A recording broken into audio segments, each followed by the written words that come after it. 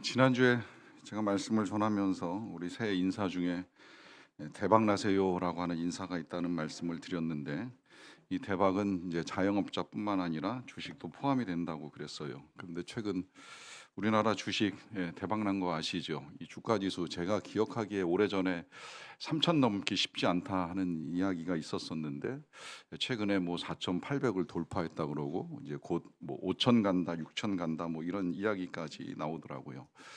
다만 이 주식 상황 뭐 전문가들은 이제 건강한 상황은 아니라는 분석을 많이 합니다.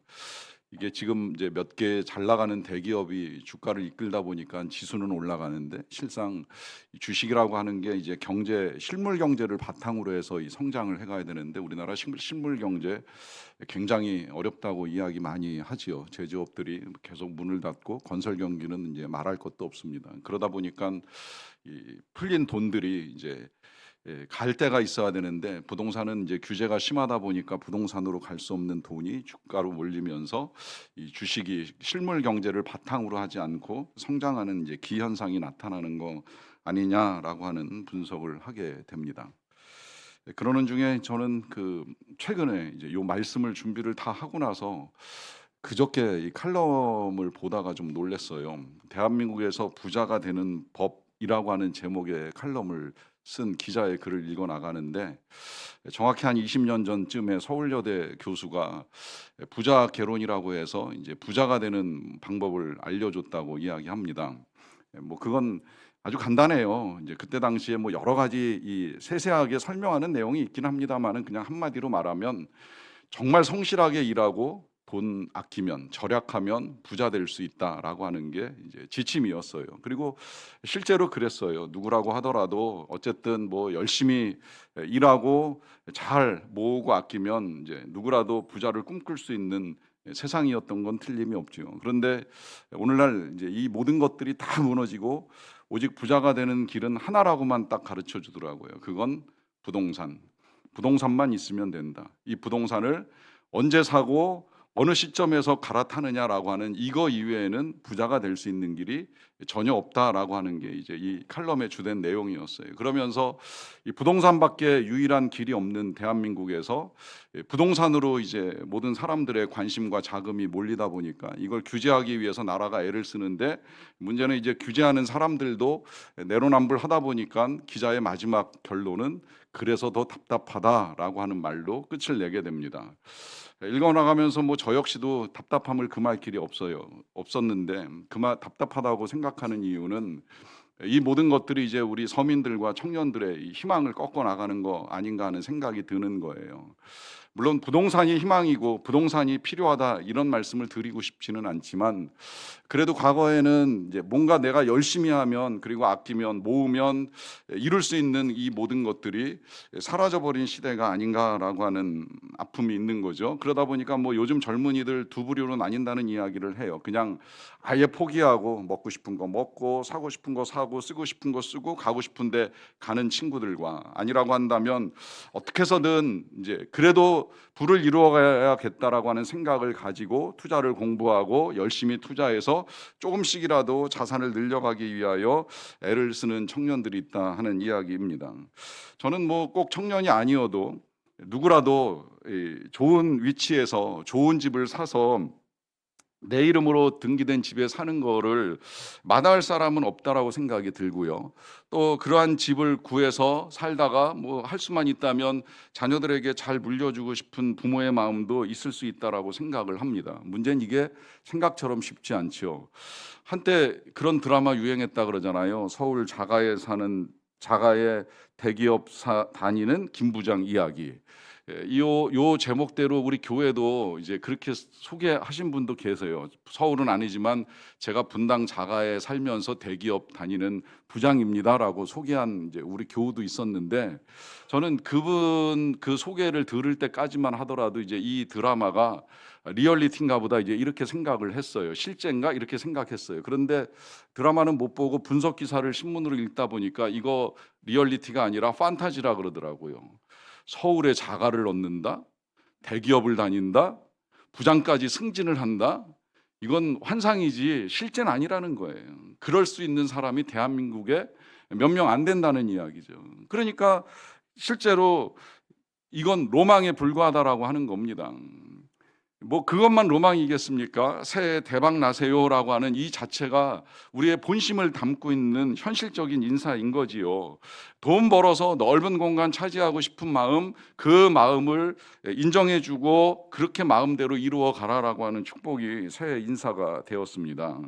그런데 잘 보면 이 땅을 넓히고 싶은, 공간을 넓히고 싶은 이 마음은 뭐 현대인들만의 마음은 아닌 것 같아요. 뭐 역사적으로 보면 어떻게든 힘이 있는 사람들은 자기가 거하는 땅, 또 자기가 가진 땅을 넓히기 위해서 수없이 애써온 건 뭐 너무 이제 흔한 역사이잖아요. 그래서 이제 권력만 지면 군사를 모으고 군사가 모이면 그 다음에 이제 하는 일은 꼭 남의 나라, 남의 땅 쳐들어가서 그 땅을 차지하려고 하는 이제 왕들의 역사는 뭐 수없이 많이 이제 드러나고 있습니다. 그런데 이제 이런 역사가 과거의 역사로만 끝나는 것이 아니라 지금도 여전히 군사를 모아가지고 남의 나라, 남의 땅 쳐들어가서 어떻게 해서든 그 땅을 차지하려고 하는 이 대통령들의 모습도 종종 이제 우리가 신문과 뉴스를 통해서 접하게 됩니다. 왜 그럴까요? 잘은 모르겠지만 분명한 거 하나 있잖아요. 그 땅 차지하면 자신에게나 자국에 유익이 있다고 생각을 하는 거예요. 어떤 형태로든 그 땅을 차지하면 뭐 그것 때문에 고통받는 국가와 민족이 있는 건 이제 신경 쓸 바 아니고 그 땅을 가질 수만 있다면 뭔가 유익이 되니까 그 땅을 취하기 위해서 수단 방법을 가리지 않는 일들이 저질러지고 있는 것이겠지요. 요 땅을 차지하는 문제에 있어서는 우리 예수님도 이제 비유로 말씀을 하셨는데 그 남의 땅을 소작하는 농부 이야기 있잖아요. 남의 땅에 농사지러 갔다가 이제 땅을 일구던 중에 그 땅 속에 있는 보화를 발견합니다. 그러다 보니까 그 땅을 차지해야 그 보화를 얻을 수 있어서 이제 가진 재산 다 파는 거예요.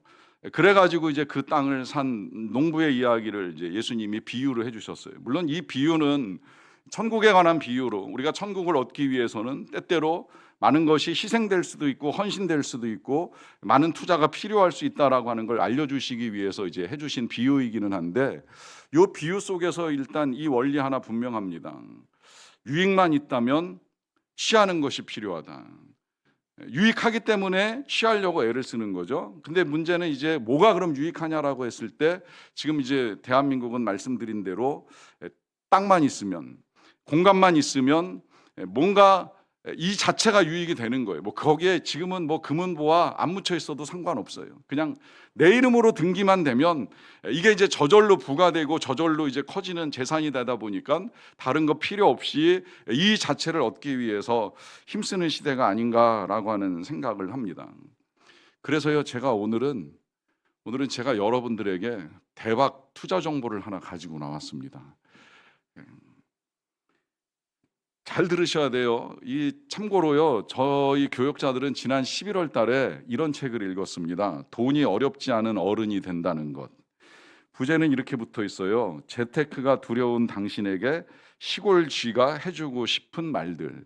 이 책의 저자가 필명이 시골쥐인데 왜 시골쥐냐면 경남 창원에서 고등학교를 졸업하고 수도권에 취업을 해서 20살에 취업을 한 거예요. 취업을 해가지고 이 대기업에 다니면서 혼자 이제 공부를 해가지고 재테크 기술을 이제 얻게 된 거예요. 저도 그 책을 읽으면서 아, 이렇게도 많은 재테크 기술이 있나 하는 거를 이번에 배웠어요. 뭐 서울에 교통카드를 이용하는 것부터 시작해가지고 뭐 주식에 ETF에 뭐 하여튼 온갖 종류의 이 투자 기법들을 이제 소개해주는 책인데 그 친구가 이제 그렇게 다양한 재테크 방식을 가지고 자산을 늘려가다가 결국 30세가 되기 전에 그도 이제 부동산을 장만하고 자기 이름으로 된 이제 집을 얻게 되는 스토리가 책 속에 이제 그대로 담겨 있습니다.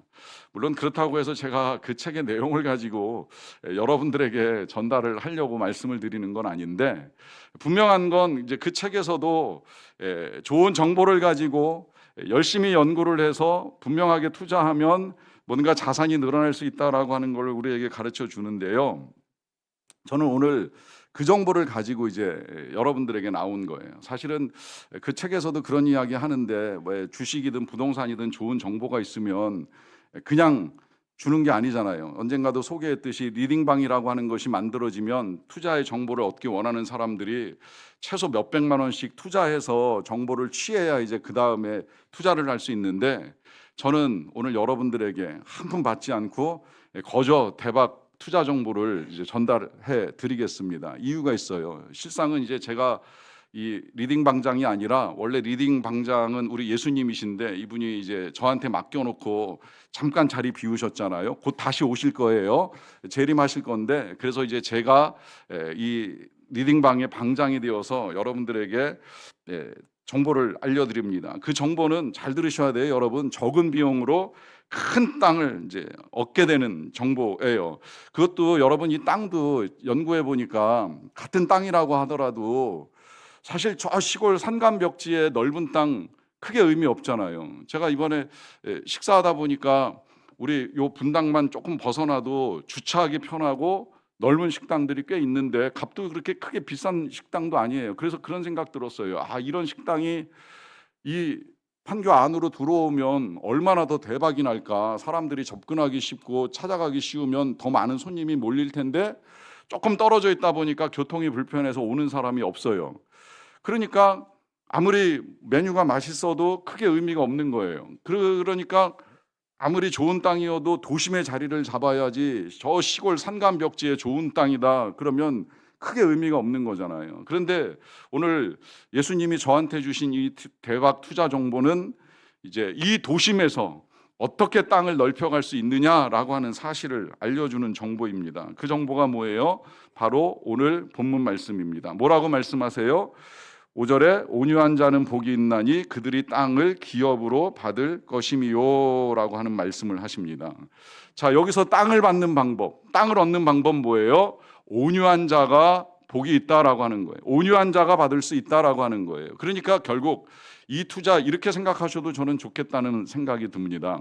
여러분, 정말 땅을 받고 싶고 땅을 넓히고 싶다 그러면 마음에 투자하세요. 이 온유함이라는 게 결국은 우리 마음을 가지고 이야기하는 건데, 마음에다가 어떻게 투자를 하느냐에 따라서 우리의 땅이 넓어질 수 있다는 거예요. 이건 여러분 제 이야기가 아니라 예수님 말씀이에요. 주님이 가르쳐 주신 거예요. 주님이 말씀하십니다. 우리의 마음이 온유할 수만 있다면 얼마든지 땅이 넓어진다라고 하는 약속을 하십니다. 왜 그럴까요? 자, 우리는 지금까지 이 땅에 대한 이해 늘 그렇게 생각합니다. 뭔가 내 이름으로 등기되고 내 이름으로 소유해야 땅이 아니겠는가 하는 이제 생각을 하는 거죠. 저는 이 생각을 진작에 바꿨어요. 신학교 다닐 때 감사하게도 곽선희 목사님이 오셔서 강의하실 기회가 몇 번 있었는데, 그 강의 중에 하셨던 말씀 중에 하나, 소망수양관 세울 때 땅 구하러 다니면서 하셨던 기도, 이렇게 기도하셨다고 하더라고요. 수양관을 세울 그 자리 말고는 다 그린벨트에 묶여있는 자리를 주세요. 그렇게 기도하시다가 얻은 땅이 이제 지금 소망수양관 자리인데, 제가 어제도 청년들 만나러 가면서 보니까 진짜 자리 기가 막혀요. 그 산 속에 딱 수양관만 있는 거예요. 나머지는 다 여전히 그린벨트예요. 그러니까 수양관이 잡고 있는 이 자리가 기가 막히죠. 그때 곽 목사님 하신 말씀이 이거예요. 꼭 사야지 내 땅인가? 내 이름으로 등기해야 내 땅인가? 내가 볼 수 있으면 내 땅이지 하시더라고요. 그 말 틀림없는 거예요. 여러분, 땅이라는 게 꼭 등기해야 내 땅입니까? 내가 볼 수 있고 내가 밟을 수 있으면 내 땅인 거예요. 저는 가끔 우리 교회를 자랑할 때 그런 자랑을 할 때가 있어요. 우리 교회 건물, 요 건물이 거의 대지가 거의 딱 100평 위에 지어진 건물입니다. 그런데 우리 교회 앞마당은 2000평입니다. 여러분, 제 말이 틀렸어요? 여러분, 저는 4층, 5층에서 성경 공부하다가 이 베란다에서 이렇게 내다보면, 그 로비에서 내다보면 넓게 펼쳐진 이 앞 공원을 보잖아요. 여러분, 여기가 우리 앞마당 아닙니까? 그래서 우리 교회 이 건물 짓고 나서 어디 딴 데 가서 야외 예배를 드려본 적이 없어요. 우리 아이들 야외 예배 드린다 그러면 다 이 앞마당에서 드려요. 왜 그럴까요? 이보다 더 좋은 공간이 없거든요. 그게 꼭 우리 교회 이름으로 등기가 되어야 되는 건 아니잖아요. 우리 아이들이 가서 놀면 우리 땅이 되는 거예요. 요새 제가 이 자랑이 좀 바뀌었습니다. 앞마당 2000평이었는데 또 감사하게 옆마당도 생기고 뒷마당도 한 2만 평이 생겼어요. 그래서 가면 내 땅이 되는 거예요. 사실 저는 그렇게 생각해요. 제가 아침마다, 요새 뭐 지금 공기도 안 좋고 추워서 며칠 쉬긴 했지만 아침마다 거길 밟으면서 운동할 때 그런 생각 드는 거예요. 밟으면 내 땅이지. 갈 수 없는 땅이 어찌 내 땅이겠는가? 내가 갈 수 있으면 내 땅이 되는 거지 꼭 내 이름으로 되어야만 내 땅이겠는가? 여러분, 이 개념 굉장히 중요합니다. 가지고 있느냐 안 가지고 있느냐의 문제가 중요한 것이 아니라 내가 볼 수 있고 내가 밟을 수 있고 내가 누릴 수 있는 땅이 내 땅이 되는 거예요. 왜 그런지 아세요? 제가 그런 경우를 본 적이 있어요. 부모가 아들을 결혼시키면서 집을 사줬습니다. 비싼 집을 사줬어요. 근데 그 집을 못 가요. 며느리하고 사이가 틀어져가지고. 돈은 부모가 냈는데, 부모가 사줬는데 부모가 그 땅을 밟지를 못하는 거예요. 이게 얼마나 불행한 일이에요. 여러분, 근데 이 불행이 단순히 며느리와의 관계가 틀어져서 불행만 한 것이 아니라 이 관계가 틀어지니까 아들도 못 만나고 손자도 못 만나고 손녀도 못 만나는 거예요. 이게 얼마나 불행합니까? 그 돈, 수억 되는 돈 들여서 그 땅 사면 뭐 했겠습니까? 가보지도 못하는데. 뭐 그 땅 못 가는 건 둘째치고 그 땅에 사는 사랑하는 가족들 얼굴 한번 변변히 볼 수 없다라고 한다면 무슨 의미가 있는 거예요? 여러분 잘 생각하셔야 돼요. 여러분, 우리의 지경은 땅에서 오는 것이 아니라 관계에서 오는 겁니다. 사람에게서 오는 거예요. 그래서 주님이 말씀하시는 거예요. 너의 마음이 온유해야 된다라고 하는 것이죠. 제가 반대의 경우도 봐요. 때때로 우리 교회도 그렇지만 이 교회를 안 다니다가 결혼하면서 배우자 따라 이제 교회를 출석하시는 분이 계시잖아요. 최근에도 그런 세 가족을 만났어요. 되게 감사해요. 부인하고 같이 이제 교회를 나오게 된 남편인데 제가 면담하면서 그래서 물어봤지요. 힘들지 않았냐? 교회 오는 게 어렵지 않았냐? 불편하지 않냐? 괜찮대요. 와보니까 좋대요. 남편 얼굴 보니까 진짜 온유하게 생겨서 너무 좋더라고요. 그 온유함, 부인의 제안, 우리 같이 교회 가지 않을래? 라고 하는 이 제안에 철벽 세우지 않고 수용하고 받아들이는 그 마음이 그 남자의 지경을 넓혀가지고 이제 교회까지 발걸음을 하게 됐는데 저는 이 지경이 교회에서 끝나지 않는다고 생각해요. 시간이 지나면 천국까지 이르는 넓은 지경이 되잖아요. 뭐 그리고 본인이 어떻게 받아들이느냐에 따라 그 마음의 온유함에 따라 지경은 더 넓어질 수 있다고 생각을 합니다. 실제로 제가 전에 교회에서 사역할 때 그런 부부를 만난 적도 있어요. 이 부부가 교회를 안 다니다가 이제 제가 그 교회를 섬길 때 처음으로 그 교회에 와가지고 신앙생활을 하기 시작을 했는데 보니까 남자에게 취미가 있더라고요. 사진을 찍는 취미가 있어요. 그래서 제가 의료선교팀 이끌고 선교지 갈 때 한번 슬쩍 제안을 해봤어요. 나하고 같이 선교지 한번 안 갈래? 가서 선교지에서 사진 한번 찍어보는 것도 좋을 텐데요 라고 하는 제안을 했더니 이분이 부드럽게 그걸 받아들이면서 그럼 목사님 한번 따라가 볼게요 라고 하면서 저랑 같이 라오스 가서 사역하는 동안에 기가 막힌 선교지 사진들을 잘 찍어가지고 이제 보고할 때도 굉장히 도움이 많이 됐는데 그러고 이제 최근에 만나서 이야기 나누다 보니까 그때 그걸 시작으로 해서 많이 다녔어요 그러더라고요. 저 선교지 뭐 어디도 가고 이렇게 쭉 열고 하는데 제가 보니까 그 사람의 지경이 넓어진 거예요. 땅이 넓어진 거예요. 밟을 땅이 많아진 거예요. 하나하나 받아들이기 시작하면서 따뜻한 마음으로 수용하기 시작하면서 그의 지경이 넓어지는 거죠. 여러분, 이것이 온유함에 베푸시는 하나님의 은혜입니다. 문제는 이 온유함이라고 하는 것이 과연 타고난 성품인가? 그래서 정말 우리는 어려운가라고 하는 생각을 하실지 모르겠는데요. 저도 잠깐 그런 생각을 했던 적이 없지 않습니다. 그런 우리의 마음을 아시는 예수님이 이런 제안을 하셨잖아요. 마태복음 11장 말씀인데요. 수고하고 무거운 짐진 자들아 다 내게로 오라 내가 너희를 쉬게 하리라 하십니다. 자, 우리의 인생의 고단함을 아시는 예수님이 하시는 초청인데 주님께 오라는 거예요. 그리고 주님이 쉼, 안식을 주시겠다는 거예요. 그런데 바로 그 뒤에 이런 말씀을 이어하십니다. 나는 마음이 온유하고 겸손하니 나의 멍에를 메고 내게 배우라. 그러면 쉼을 얻는다. 주님께 배우라는 거예요. 뭘 배워야 되느냐? 주님의 온유함과 겸손함을 배우라는 이야기예요. 근데 멍에를 메고 배우라고 하시니까 우리 명예 그러면 이 멍에가 이제 이 소가 농사 지을 때 이 어깨에 둘러 쓰는 건데 여러분 이 멍에라고 생각하면 어려울지 모르겠지만 그러니까 예수님이 바로 멍에 설명하시잖아요. 멍에가 어떻다고요? 쉽고 가볍다고, 절대 무거운 멍에 아니라고, 쉽게 맬 수 있고 가볍게 맬 수 있는 멍에인데 그 멍에는 주님께로부터 배우는 온유함과 겸손함이라고 말씀을 하십니다. 그러니까 우리가 배우기만 하면, 잘 배울 수만 있다면 얼마든지 주님께 배움으로 말미암아 우리의 마음의 안식과 평화를 얻는 이 귀한 일들을 이루어 갈 수 있다고 하시는 것인데, 그럼 이걸 어떻게 배워 나갈까요? 자, 성경에서 온유함 그러면 뭐 예수님이 가장 온유하신 분이신 건 틀림없는 사실인데, 그런데 그 다음에 이제 온유한 사람 꼽으라고 하면 누군지 아시죠? 자, 모세가 온유한 사람으로 꼽힙니다. 이 모세에 대해서는 유일하게도 온유함이 지면의 그 어떤 사람들보다도 가장 뛰어나다라고 하는 사실을 성경이 증거를 해주고 있어요.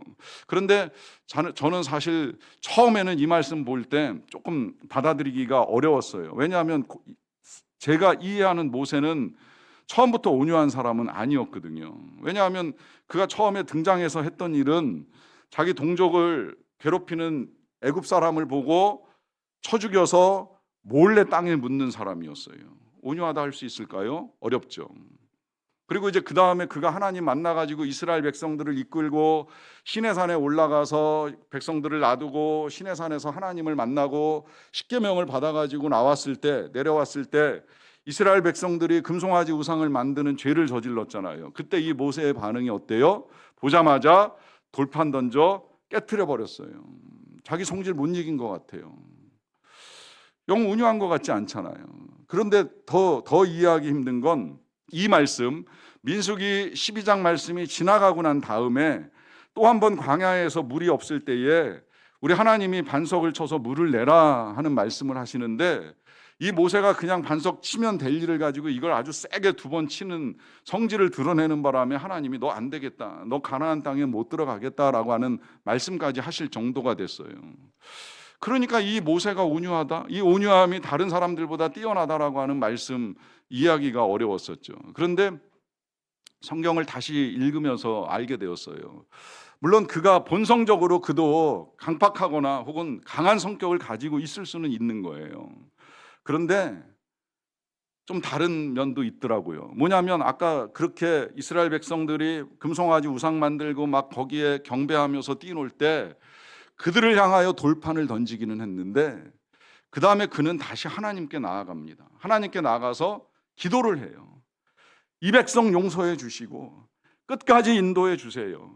이 백성이 어리석어 죄를 지었지만 하나님 용서해 주시고 선하게 인도해 주세요. 아주 간청을 하는 거예요. 그 간청에 하나님이 이스라엘 백성들과 다시 광야길을 지나가시게 됩니다. 이 백성을 향한 사랑, 자기 동포를 향한 사랑, 그 사랑이 모세의 온유함이 되었던 거예요. 뿐만 아니라 이 말씀, 아까 그 민수기 12장 3절의 말씀이 나온 이유가 있어요. 그 이유는 모세가 누나와 형으로부터 비방을 받습니다. 비방받은 빌미는 이 모세가 구스 여자, 에티오피아 여자를 아내로 얻은 거예요. 그러니까 네가 유대인인데 왜 에티오피아 여자하고 결혼을 했느냐, 이제 이게 시비거리가 되었는데, 사실 시비의 본질은 그 결혼의 문제가 아니라 이제 이 모세가 지도력을 가지고 이끌고 가는 거에 대해서 누나나 형이 조금 시기하는 마음이 있었던 것 같아요. 하나님이 너하고만 말씀하셨느냐, 우리하고는 말씀하지 아니하셨느냐라고 하면서 이 모세의 지도력을 가지고 시비를 합니다. 그때 이 모세가 하나님 앞에 엎드리고 하나님이 모세를 대신해서 변론을 하시는데, 변론 끝에 모세를 거스른 미리암 그 누이에게 하나님이 병을 내리세요. 한센병을 내리세요. 모세를 대적한 것에 대한 징계를 하신 거예요. 근데 그 징계가 나타났을 때 모세가 고참 고소하다, 날 괴롭히더니 잘됐다, 이렇게 생각하지 않는다는 거예요. 오히려 지금 이 형과 누나가 지은 죄를 우리의 죄라고 표현하면서 또 하나님께 나가 용서를 구합니다. 은혜를 구합니다. 하나님 고쳐주세요. 치료해주세요. 그 기도 가운데 이 미리암이 얻었던 질병이 일주일 만에 치유가 되고 다시 건강하게 이제 여정을 갈 수 있게 되는 거예요. 그래서 하나님이 하시는 말씀입니다. 이 사람 모세의 온유함이 누구보다 뛰어나다. 여러분, 이 온유함이 저절로 나왔겠습니까? 원래 이 온유함이라는 단어 아시지요? 어원은 길들여지다에서 나왔어요. 길들여지다는 그 말의 의미가 야생마가 주인을 만나가지고 그가 이제 주인의 명령에 따라 멈추기도 하고 달리기도 하는 잘 길들여진 종마가 되는 것을 말할 때에 사용되었던 단어인 거예요. 그러니까 처음엔 정말 야생마처럼 거친 인생을 살아갈 수 있었던 사람이 하나님을 만나면서 길들여짐으로 말미암아 이제 온유한 사람으로 품고 용서하고 용납하고 또 위에서 기도하는 사람의 변화를 이루어 갔다는 거예요. 그러면 어떻게 그렇게 길들여질 수 있었는가 할 때에 모세에게 나타나는 한 가지 중요한 태도가 있죠. 그가 하나님과 시간을 보낸다는 거예요. 하나님을 만나는 시간, 하나님의 부르심에 따라 호렙산에서부터 시작해서 애굽 그리고 다시 시내산에 이를 때까지 모세는 수시로 하나님을 만납니다. 만나면서 그 마음에 변화가 일어나는 거예요.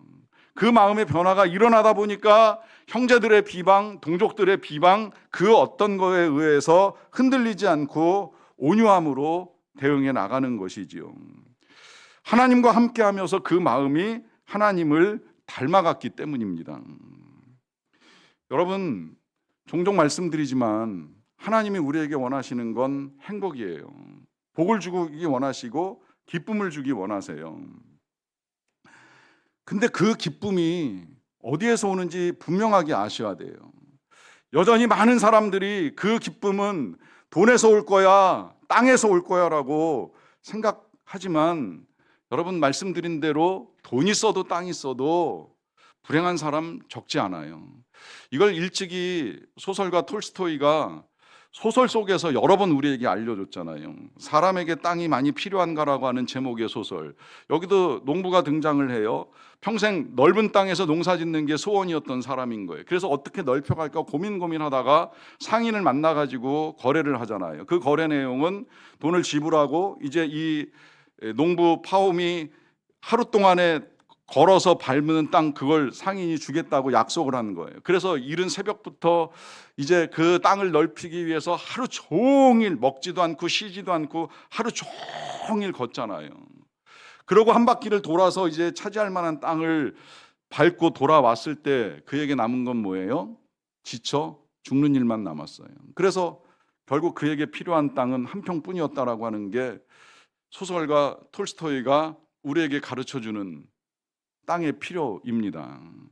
이 소설이 단편 소설로 발표되었는데도 불구하고 여전히 땅을 넓히고 싶어하는 개인과 국가의 욕심을 보는 이 소설가 톨스토이가 다시 또 중편 소설을 썼어요. 이반 일리치의 죽음. 아마 읽어보신 분들 계실 텐데 이 일리치는 고등법원 판사입니다. 평생의 꿈은 승진하는 거고 집을 넓히는 거예요. 그래서 그걸 위해서 열심히 달리다가 어느 날 암 진단을 받게 되는 거예요. 그 진단 받고 나니까 사람들의 실체를 알게 된 거예요. 가족들은 이 가장이 죽으면 재산을 어떻게 나눌까만 가지고 고민을 합니다. 또 함께 일하던 동료들은 저 일리치가 세상을 떠나고 나면 그 자리를 누가 차지할까 하는 것만 가지고 고민을 해요. 결국 아무도 자기의 아픔과 죽음을 애통해하는 사람이 없다는 사실을 발견하게 되는 거죠. 그때 이 일리치가 이런 말을 합니다. 직장에서의 승진과 인정은 자존심의 기쁨이었고 고급스러운 집은 허영심의 기쁨일 뿐이었다. 여러분, 행복은 땅에서 오는 것이 아닙니다. 행복은 공간에서 오는 것이 아니라 행복은 관계에서 오는 거예요. 이 관계가 차가워지면 우리가 불행을 느끼잖아요. 이 관계가 따뜻해지면 행복을 느끼잖아요. 우린 그래서 다 따뜻한 관계를 원해요. 근데 아이러니한 사실이 있죠. 여러분, 성격이 더러운 사람도요, 남성적 더러운 건 못 견뎌야 합니다. 내 성격 까칠해도요, 까칠한 사람 힘들어합니다. 내 성격 차갑지만 따뜻한 사람한테 우리는 끌립니다. 그렇지 않아요? 잘 생각하셔야 돼요. 그러니까 우리는 그만큼 따뜻하고 부드러운 걸 좋아한다는 거예요. 왜 그럴까요? 우리 온열 동물이잖아요. 그래서 따뜻하면 남들이 내 마음에 들어오는 거고 내가 남의 마음에 들어갈 수 있는 거예요. 그래서 우리가 그 마음을 배우라고 지금 주님이 우리를 초대하시는 거예요. 그래서 주님의 초대를 받고 주님을 받아들이면 알게 모르게 이제 우리가 주님을 닮아가기 시작을 하는 것이지요. 그 주님을 닮지 않은 자신의 마음을 애통해하면서 주님을 찾을 때, 그 마음이 가난해져서 주님을 찾을 때 우리 안에 선한 변화들이 일어나면서 우리의 마음의 온도가 달라지기 시작을 하는 것입니다. 그러면서 이제 우리가 만날 사람이 늘어나고 갈 수 있는 지경이 넓어지는 거예요. 오카는 목사님이 빈마음 가득한 행복이라고 하는 책에서 이렇게 말씀을 하십니다. 온유한 아내는 남편을 땅으로 얻습니다. 온유한 남편은 아내를 땅으로 얻습니다. 온유한 부모는 자녀를 땅으로 얻습니다. 가족들이 온유하면 그 가정은 행복을 땅으로 소유합니다. 기쁨과 만족을 땅으로 소유하게 됩니다. 심령의 자유를 땅으로 소유하게 됩니다. 그래서 우리의 투자처가 그 어떤 것이 아닌 마음이 되어야 한다는 거예요. 여러분, 이 마음의 투자 돈 필요 없어요. 시간만 내시면 돼요. 하나님을 찾는 시간, 하나님과 함께하는 시간, 그러면서 하나님이 얼마나 따뜻하고 사랑이 많으신 분이신지를 깨달음이 필요합니다. 그러면 그분을 우리가 닮아갈 수밖에 없고 따라갈 수밖에 없어요. 당장 우리 마음의 온도가 순식간에 올라가진 않겠지만 서서히 우리의 마음이 따뜻해지면 우리가 만날 수 있는 사람은 늘어날 수밖에 없고 그때 우리의 지경이 넓어집니다. 그리하여 약속된 땅을 받을 수 있는 저와 여러분 다 되시기를 간절히 축원합니다. 우리 시간에 같이 기도하겠습니다. 이렇게 기도했으면 좋겠습니다. 내가 정말 더 주님을 찾고 주님을 만나고 주님을 알아감으로 내 마음이 먼저 따뜻해지기를 원합니다. 누군가의 따뜻함을 찾고 구하기 이전에 내 마음이 부드러워지고 내 마음이 먼저 따뜻해져서 이제는 이 따뜻한 마음 가운데, 온유한 마음 가운데 허락하시는 하나님의 사랑, 그 사랑과 만남의 은혜를 누리는 자가 되기를 원한다고 각자의 고백을 주님께 드리는 시간을 갖도록 하겠습니다.